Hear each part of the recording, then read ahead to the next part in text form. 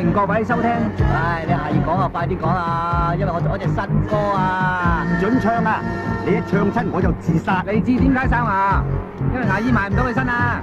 嗰啲的士司機咧，長時期坐喺度，焗住兩個睾丸，生殖能力低好多噶。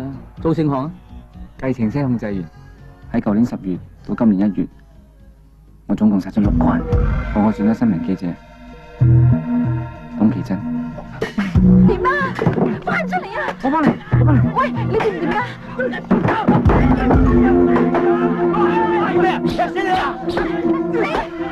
有一日睇新聞，見到你好端莊咁坐喺度，好似天使報佳音咁，跟住完咗嗰陣，望住我笑。人哋咁好學問，你配得起人咩？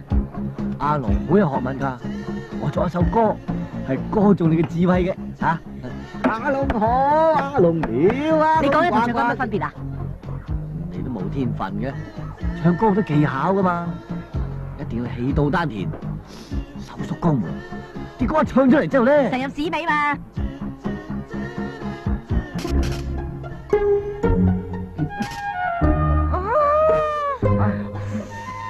大風頂。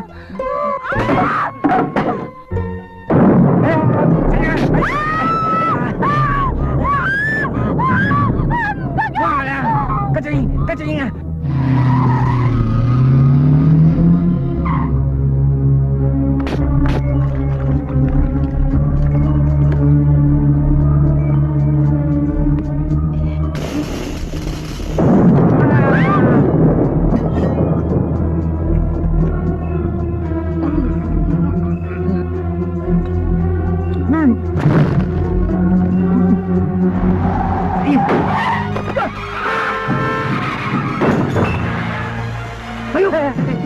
救我嗰個人係你，最中意我又係你。點啊？你得唔得㗎？同個人